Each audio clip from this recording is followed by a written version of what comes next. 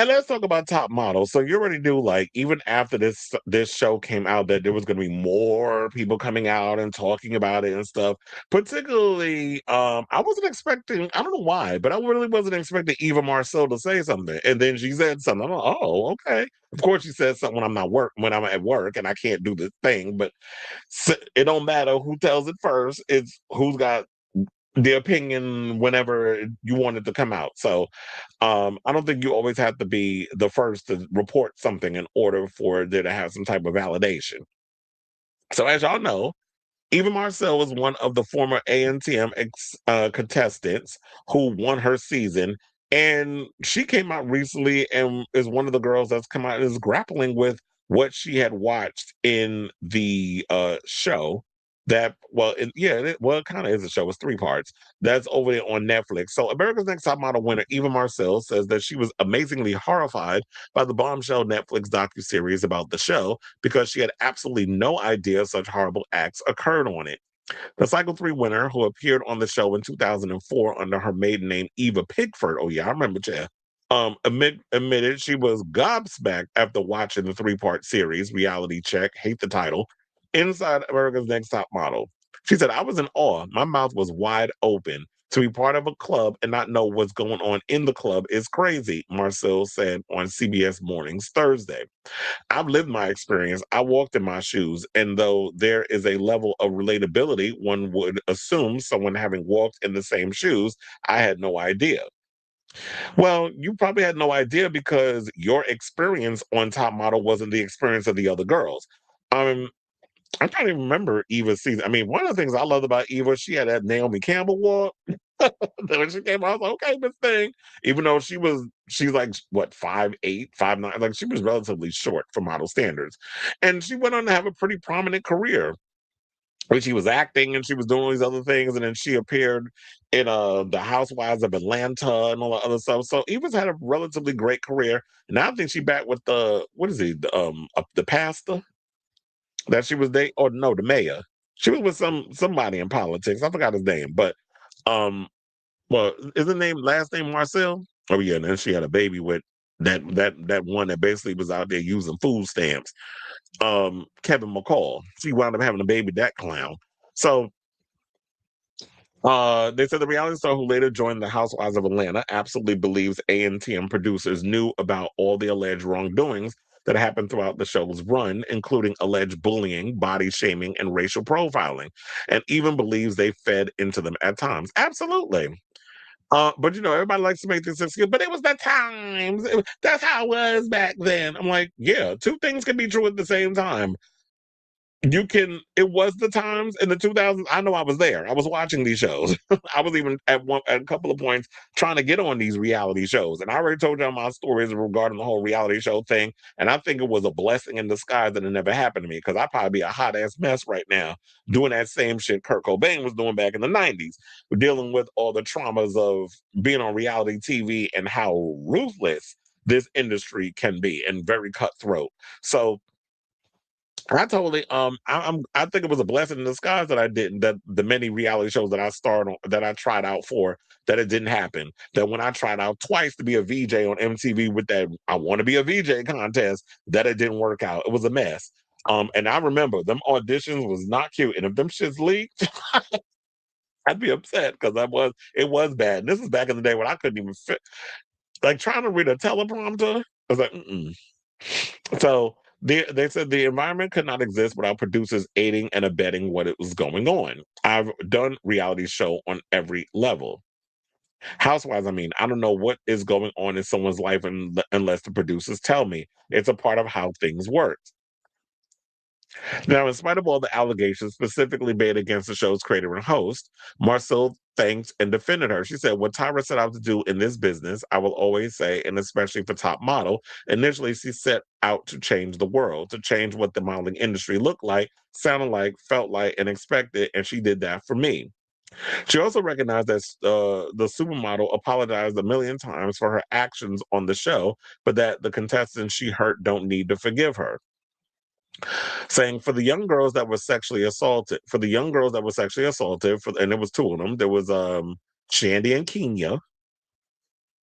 For the young girls that now have eating disorders or look at themselves and never feel beautiful, that little girl that will always live in the woman that is them, there is no sorry. I think that's big enough to truly feel and heal and kind of hurt, that kind of hurt. Now, one of ANTM contestants who have been extremely outspoken about Banks' mistreatment is Lisa D'Amato, who exclusively told Page Six that the TV host only participated in the docuseries to save face rather than take accountability. Well, yeah, and they were, and we'll get into that in a second when we talk about Jay Manuel and his overall thoughts and when they appeared on the Sherry Shepherd show.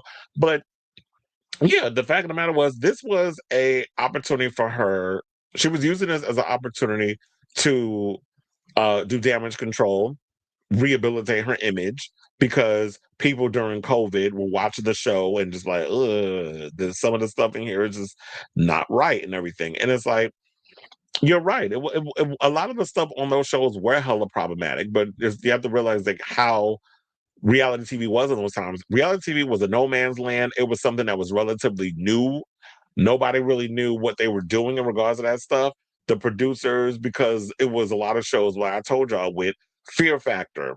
Fear Factor was, they're eating and was it bull testicles or whatever the case is, or all kinds of crazy, or they're trying to get shit and you got spiders falling all over you. And they even incorporated that in the challenge. Like I noticed they try to bring a little of that Fear Factor stuff up in there. And then they would want to zoom in on everybody throwing up. And I'm like, y'all really think this is cute? Like, I don't want to watch people throwing up. It's not attractive. So I would fast forward to all that. Or you would see them do all kinds of crazy stuff on these reality shows. You had to go in and with American Idol, where they wanted to see who could be the meanest.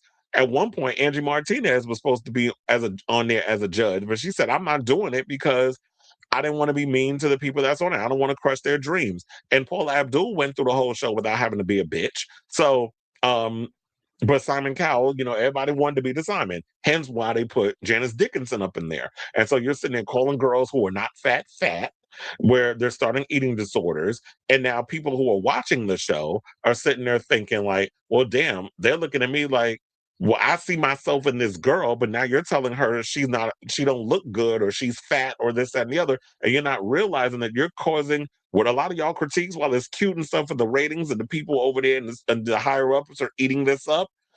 You don't realize that little girl at home that's watching the show that thinks that she wants to go and try to become a model and get out of poverty or whatever the case is, that you're damaging that person. So they think this is the standard because this is what the industry represents or presents. And yes, it is true. Tyra did set out to want to change. Maybe that in her mind, maybe she was, but then the real Tyra, it seemed like started to come out. Meaning that maybe she did want to change things for the industry and using this reality show to bring in all different types of women, all different shapes, sizes, races, colors, creeds, whatever you want to call it.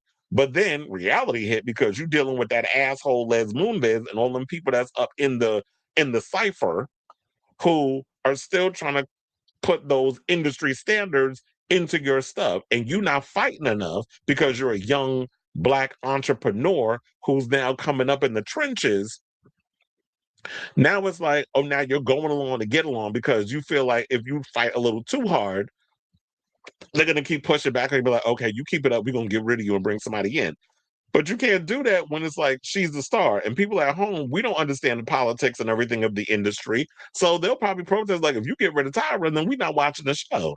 So I don't think she realized her worth at the time, and hurt people because I do feel like that a lot of the stuff from Tyra, where she was enduring a lot of racism and sexism as a model in the industry, she was maybe on a subconscious level putting a lot of that energy on these young girls who are unaware of how this industry is. So now you're sitting there taking a lot of the stuff that you got hurt by these overlords in the industry, and now you're throwing it on these other girls. And it's not only that, but you got these other people that you're sitting up on that panel with that's doing it, if not like the same thing, if not worse, like Janice Dickinson and some of the other people that y'all had up there, where y'all all trying to compete to be who could be the messiest judge up here and say the most shadiest thing for a moment. I can't say for a click and a like because here's the thing: social media did not exist when America's Next Top Model came on. So kudos to you,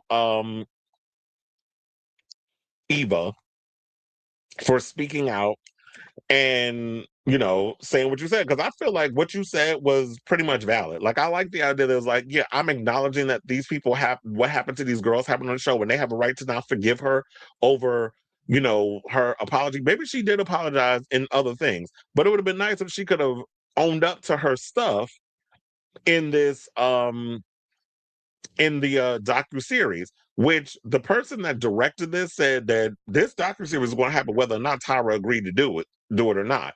So for people thinking like, oh well, Tyra has something to do with this, no, she didn't, because I already told y'all that the Jays and Nigel already had signed on the dotted line before they even agreed to do the thing. They already had their I's dotted and their T's crossed and signed the contracts. When it came to Tyra, Tyra could either decide to do it or not, but she decided to use this as a way to possibly launch this show. But you trying to launch the show, I don't know if people care, especially when you didn't take any kind of accountability. But she wasn't the only one that should get blamed. So I don't know if we should solely blame her. It's a whole machine behind this situation. And when I play all that Hope Giselle clip, then you'll be like, I'm like, yeah, you spot on with everybody should take a little blame, even the Jays, and also not y'all all participated. So we're not all just gonna put it off on her.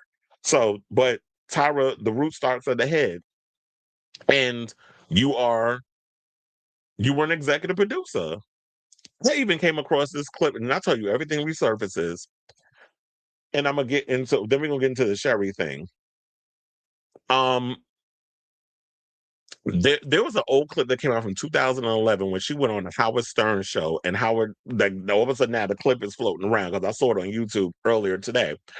And he asked her about the whole, like, she's like, I created the show. Um, she even admitted to the percentage. He threw it out there and she took the bait. She was like, no, I'm not going to admit. Then she admitted it. She owns 25%. So it's like pieces because all these other people that have a stake in the thing. So I'm like, Ken Mock, I'm sure, owns a piece. She owns a piece. So she owns 25. I own 25% of this company. The RuPaul joke. But it was like, she owns only 25%, and she also said that she gets a percentage whenever she would spin it off to other places. So when you had Germany's Top Model that Heidi Klum hosted, she gets a percentage. When she had Canada's Top Model, she was getting a percentage. So she gets pieces of the pie when she spins it off. So she has very much a stake in the business. So when she comes along and tries to blame all these other people, it's like, no, sis, you knew what was going on. So take some kind of responsibility. And I think that's what the overall frustration that a lot of people who was watching the show had to say. But what was irritating me was that there were these same people who I guess can't, lacks reading comprehension skills or even brain cells. But like, but y'all be up in here glorifying baddies. Fuck does baddies or the Zeus Network got to do with this situation? Because I don't watch that shit. No, once upon a time. No, I'm not even going to say once upon a time because I never got into the whole baddies thing. I never got into the point of, oh, y'all literally trying to start fights because y'all want to go viral. I was never into those type of shows. I mean, yeah, back in the day, I used to watch Jerry Springer, but that was different. And then when they started getting ridiculous with the stuff, I was like, okay, I'm just not into that. But talking about Top Model and comparing it to like baddies or whatever, I'm just like, did you pull a muscle with that reach you just did? Like, come